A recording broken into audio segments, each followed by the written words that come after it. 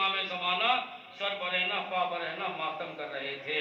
تو عزیزو ہمیں بھی سوچنا چاہیے کہ ہمارے حلقے میں نہ جانے کہاں کون ماتم کر رہا ہے۔ اگر والد زیادہ امام ہوئے اور ہمارے ہونٹوں پہ مسکراہٹ آ گئی تو امام کو کیا اذیت نہیں ہوگی، امام کو تکلیف نہیں ہوگی؟ تو خدا را ان چیزوں کا احترام کریں، ان چیزوں کا اہتمام رکھیں کہ ہمیں کس طرح سے جلوس میں شامل ہونا ہے، کیسے ماتم کرنا ہے۔ آپ ماتم کرنے کے لیے آئے ہیں، آپ مقرصے کے لیے آئے ہیں، اور اس کڑیل جوان کا ماتم کہ جو صورت و سیرت میں نانا سے مشابہ تھا، جس کا نام علی اکبر ہے۔ علی اکبر کی جب ولادت ہوئی پورے عرب میں شورا مچ گیا کہ اللہ نے حسین کو ایسا بیٹا دیا ہے جو صورت میں رسول سے مشابہ ہے۔ ایک عرب دیہاتی کے پاس جب یہ اطلاع پہنچی تو وہ مدینے میں آیا، امام حسین کے دروازے پہ آ کے اس نے دف الباب کیا۔ امام نے دروازہ کھولا، اس نے سلام کر کے کہا مولا میں نے سنا ہے کہ اللہ نے تمہیں ایک حسین بیٹا عطا کیا ہے، کیا مولا میں اس کی زیارت کر سکتا ہوں؟ امام اندر گئے، ابا کے دامن میں لپیٹ کے اکبر کو لائے۔ اب جو دامن ہٹایا تو وہ حسین کے قدموں پہ بیٹھ گیا اور ایک مرتبہ کہتا ہے مولا بچہ واقعی حسین ہے، لیکن مولا میرے لیے دعا کر دیجیے گا۔ امام نے کہا دعا کیا ہے؟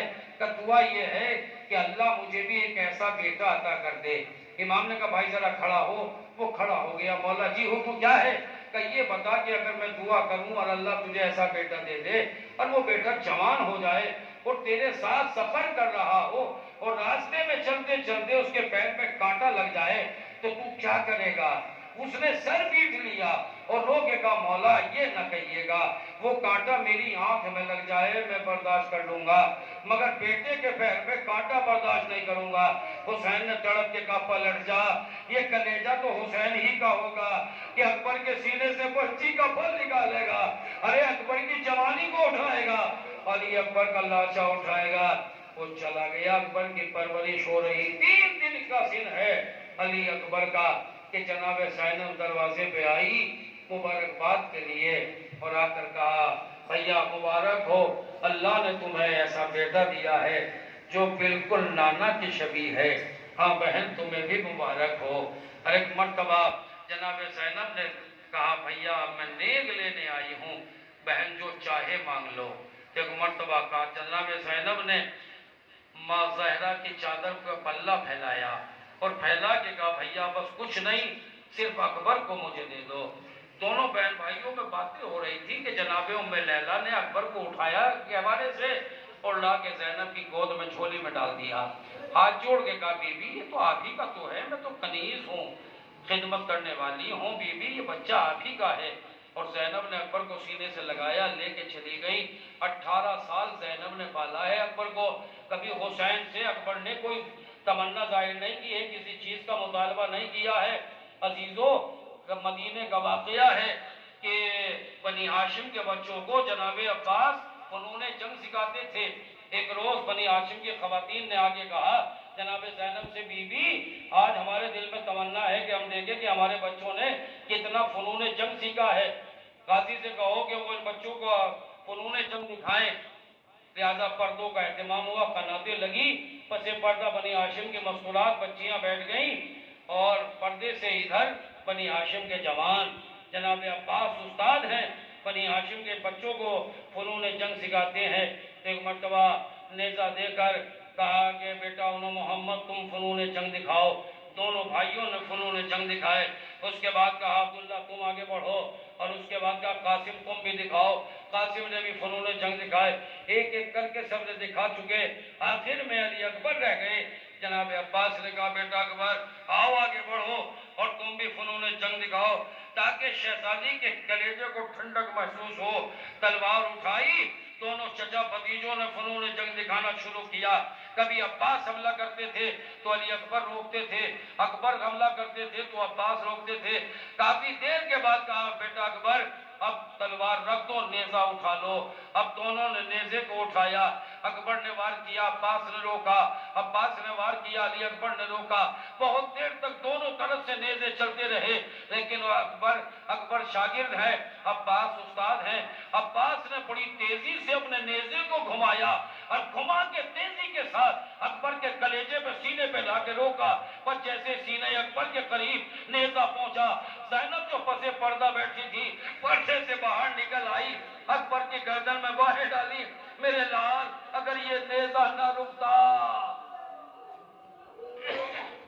میرے لال اگر یہ نیزہ نہ رکتا، اجرکم اللہ، میں کہوں گا بی بی نیزہ پاس کے ہاتھ میں ہے، لیکن جب حسین کا نیزہ بڑھے گا کربلا میں تب قیامت آئے گی۔ عزیزو تاریخ کہتی ہے کہ علی اکبر کو 18 سال زینب نے پالا ہے، لیکن کبھی اکبر نے اپنے بابا سے کوئی مطالبہ کوئی سوال نہیں کیا ہے۔ ہر بات کے دل میں تمنا ہوتی ہے کہ میرا بچہ مجھ سے کسی چیز کا مطالبہ کرے، سوال کرے اور میں اسے پورا کروں۔ اور امام حسین نے کئی بار علی اکبر سے کہا بیٹا اگر کسی چیز کی خواہش ہو تو بتا، میں اسے پورا کروں، کوئی مطالبہ ہو تو بتا۔ لیکن علی اکبر نے کہا بابا میری پھوپھی ہر چیز کا خیال رکھتی ہے، میں آپ سے کیا سوال کروں، کیا مانگوں، میری پھوپھی ہر چیز مجھے دیتی ہے۔ اجرکم اللہ، بس تاریخ کہتی ہے حسین منتظر رہے کہ میرا بیٹا مجھ سے کچھ مانگے، میرا بیٹا مجھ سے سوال کرے۔ لیکن جب شب عاشور آئی حسین خیموں کے چاروں طرف گھومنے لگے، ایک مرتبہ دروازے خیمہ پہ پہنچے، دیکھا کہ ام لیلا اکبر کا سر زانوں پر رکھے ہوئے ہے، ہاتھ میں ایک شمع ہے، آنکھوں سے آنسو بہ رہے ہیں، کہہ رہی ہے میرے لال یہ چاند سا چہرہ کل خاک و خون میں مل جائے گا، میرے لال سب سے پہلے اپنے بابا پہ قربان ہونا۔ حسین روتے ہوئے آگے بڑھے، دیکھا کہ رباب چولہے پہ سر رکھے ہوئے رو رہی ہے۔ ایک مرتبہ امام نے کہا رباب کیا بچہ مر گیا؟ کہا نہیں مولا بچہ زندہ ہے۔ کہا پھر کیوں رو رہی ہے؟ کہا مولا اپنے قسمت پہ رو رہی ہوں، کل ہر بچہ مقتل میں جائے گا، میرا اصغر ابھی گھٹنیوں بھی نہیں چلتا، میرا بچہ کیسے مقتل میں جائے گا؟ رباب رونا، میں اصغر کو لے کے ہاتھوں پہ جاؤں گا۔ رباب ارے تیرا اصغر بھی تیر حرملہ کا نشانہ بنے گا۔ حسین آگے بڑھے، لیکن جب صبح عاشور قریب آئی تو ایک مرتبہ سہدانیہ اٹھی، اپنے اپنے خیموں سے نکلی، زینب کے خیمے پہ آئی، آگے کہتی ہے بی بی آج قربانی کا دن ہے، آج سب شہید ہو جائیں گے۔ ہاں بی بی، کہا پھر کیا ہوا؟ کہا ہم چاہتے ہیں کہ آخری مرتبہ رسول کے لہجے میں اذان سن لیں، اپنے اکبر سے کہو، اپنے لال سے کہو کہ وہ نانا کے لہجے میں اذان کہہ دے۔ جناب زینب نے امام کو بلایا، بہن زینب کیا بات ہے؟ بھیا یہ سیدانیہ چاہتی ہیں بیویاں کہ اکبر آج نانا کے لہجے میں اذان دے۔ یا امام نے اکبر کو آواز دی، اے میرے لال اکبر میری بہنوں کی خواہش ہے آج تم نانا کے لہجے میں اذان دو۔ اکبر نے دستے ادب جوڑے، جی بابا جو آپ کا حکم ہے، بابا پر انصاف کیجئے، بابا آپ کی بہنیں تو میری آواز سنیں، لیکن میری بیمار بہن جو مدینے میں تڑپ رہی ہے، انتظار کر رہی ہے۔ امام نے تڑپ کے کہا اے میرے لال اکبر اذان تم کہو، آواز تیری صورت تک میں پہنچاؤں گا۔ بس عزادارو قیامت آ گئی، قیامت آ گئی کہ جب علی اکبر نے گلدستہ اذان پہ جا کے کہا اللہ اکبر، لیلا ترے خیمہ پہ گر گئی، زینب نے کلیجہ پکڑ لیا۔ اکبر نے کہا اشہد ان محمد رسول اللہ۔ اکبر کی آواز باعجاز امامت مدینے میں پہنچی۔ سغرا جو بستر پہ بیمار پڑی تھی تڑپ کے اٹھی، نانی ام سلمہ کے قریب آئی، نانی مبارک ہو میرا بھیا آ گیا، نانا کے روزے پہ اذان دے رہا ہے، نانی اٹھو، اذان کی آوازیں آ رہی ہیں۔ لیکن انتظار کرتی رہی سغرا، لیکن اکبر نہ پہنچا۔ لیکن وہ وقت بھی آیا کہ جس کا حسین کو انتظار تھا کہ میرا بیٹا مجھ سے کچھ مانگے۔ عزادارو صاحبان اولاد کا مجمع ہے، ہر بات کے دل میں تمنا ہوتی ہے میرا بیٹا مجھ سے کچھ مانگے اور میں اسے دوں، لیکن 18 سال تک جس بیٹے نے کچھ نہ مانگا، باپ سے ایک سوال کیا کہ بابا کیا ذرا سا پانی مل جائے گا؟